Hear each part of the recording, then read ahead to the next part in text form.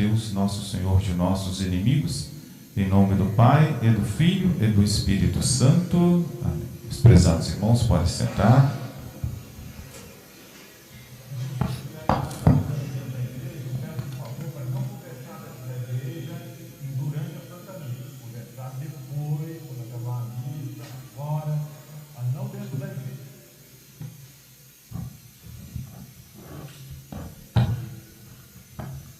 Se alguém me ama, guardará as minhas palavras, e meu Pai o amará. Meus amados irmãos, nosso Senhor Jesus Cristo, de modo especial, Ele veio para que aconteça isso aqui com cada ser humano. Se alguém me ama, guardará as minhas palavras, e meu Pai o amará. E mais ainda, como diz Jesus, nós viremos a Ele e faremos nele nossa morada. Essa é a grande intenção de Deus com a encarnação e com a vinda do Divino Espírito Santo. Nós guardarmos os mandamentos de Jesus, e nós não podemos guardar mandamento de ninguém. Qualquer coisa que a gente pede a uma pessoa, isso acontece com as pessoas humanas até. Nós pedimos algum favor a uma pessoa humana, se essa pessoa nos ama de alguma maneira, ou nos ama muito, ou nos ama pouco, ou nos ama, vai fazer alguma coisa. Se ela não ama, ela não vai fazer nada. Pedir alguma coisa a alguém que não nos ama, aí que não faz mesmo, deve fazer até o contrário, só porque não nos ama. Nós, meus amados irmãos, quando amamos a nosso Senhor Jesus Cristo, nós queremos fazer os seus mandamentos. Nós buscamos até, quando nós temos essa gratidão, esse amor para com Deus, nós queremos fazer alguma coisa em louvor, em honra e gratidão a Deus. Quando a gente lê as Sagradas Escrituras, tem o rei Davi. O rei Davi teve que fazer muitas batalhas em nome de Deus. Aí depois que ele teve aquele monte de vitória, teve paz, ele ficava pensando nas pessoas que lhe foram benfeitoras durante aquelas batalhas, para fazer alguma coisa em gratidão àquelas pessoas. Ele, quando mandava chamar disse: olha, eu quero te dar isso aqui em gratidão pelo que você me fez quando eu estava nas maiores dificuldades.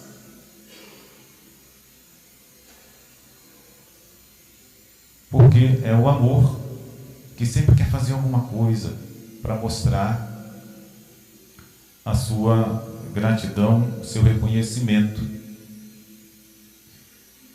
Quando nós pensamos em nosso Senhor Jesus Cristo, nós devemos pensar não somente assim, uma coisa que não tem fundamento, mas que Ele é Deus que se fez um de nós.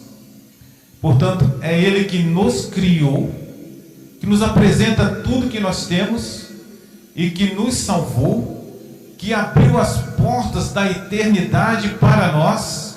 E como é que, pensando em tudo isso, nós não podemos amá-lo? Nós não devemos amá-lo? Nós não queiramos amá-lo? E para que nós reconheçamos tudo isso, veio o Divino Espírito Santo para nos iluminar e nos fazer conhecer tudo isso, para que diante de Deus a gente não se torne como esses adolescentes, De vez em quando a gente vê os adolescentes com seus pais, recebem tudo, receberam da mamãe quando eram crianças tantos cuidados, tantos sacrifícios, tanto amor, e de vez em quando parece que esquece tudo isso. O adolescente parece que esquece tudo, Fica revoltado com o pai, revoltado com a mãe, não quer saber daquilo, não reconhece nada, uma espécie de revolta. E a mãe fica perguntando: mas como é que entrou a revolta no coração dessa gente? Assim, meus amados irmãos, pode acontecer conosco. Do nada, a gente quer viver como se Deus não fosse nada para nós. E quando Deus é tudo. E por isso, o Espírito Santo. É nesse sentido aqui que nesse Evangelho, nosso Senhor diz assim para nós: eu vos disse essas coisas enquanto eu estou convosco, dizendo sobre que nós devemos amar a Ele. Mas, diz Jesus, o defensor, o Espírito Santo que o Pai mandará em meu nome, Ele vos ensinará todas as coisas e vos lembrará tudo o que vos tenho dito. Então vamos pedir ao Divino Espírito Santo. Como é que pode nós levarmos uma vida no frio, a frieza no coração, se nós darmos o devido valor ao Pai do céu, e assim viver e assim morrer? A gente nunca comunga, nunca confessa, uma dificuldade de ajudar um pobre, a gente só pensa na gente mesmo, como se a gente fosse o centro do universo. Quando é que a nossa vida muda?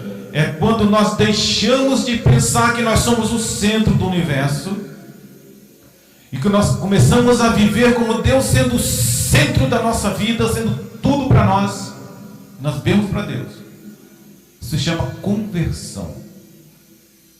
E o Divino Espírito Santo é capaz de fazer isso para nós. O Espírito Santo que o Pai mandará, de Jesus, vos lembrará tudo o que eu vos tenho dito.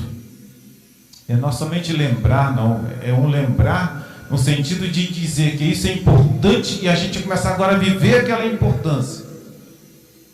É Deus nos mostrar o que nós somos, o que devemos fazer, e nós queremos fazer aquilo, porque aquilo é o principal da nossa vida.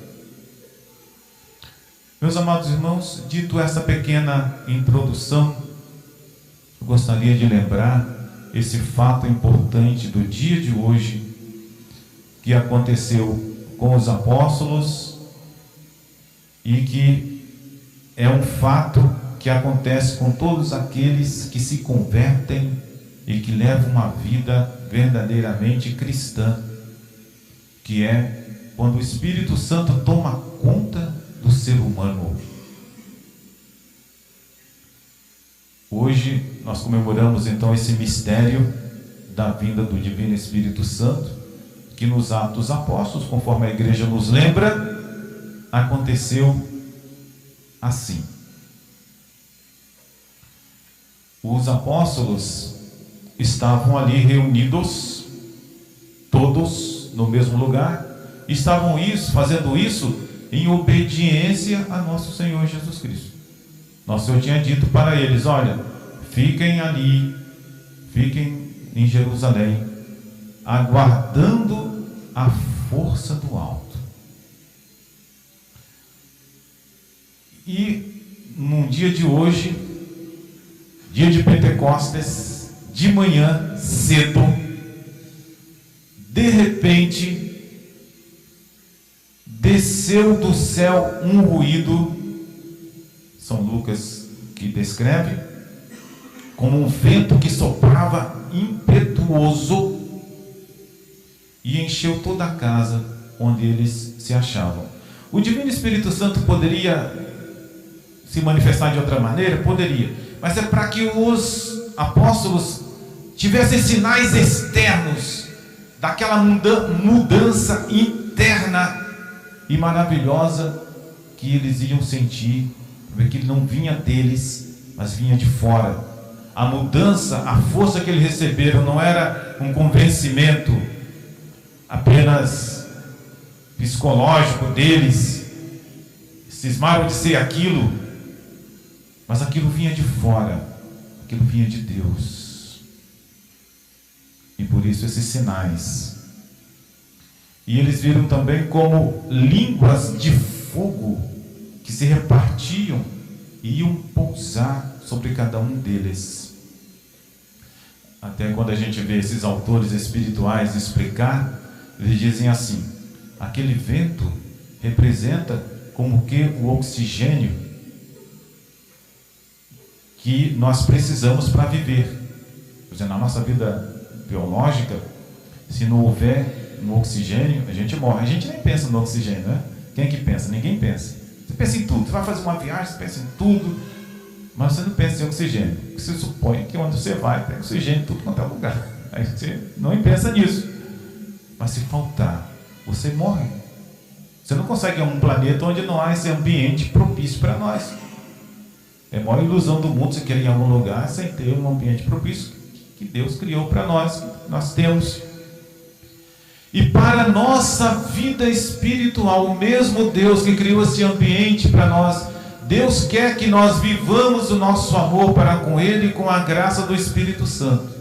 Então, para que nós levemos uma vida de amor, tanto a Deus nosso Senhor, como verdadeiramente ao nosso próximo, nós precisamos dessa presença do Divino Espírito Santo e precisamos sempre, como para a nossa vida material, nós precisamos do oxigênio constantemente, precisamos sempre.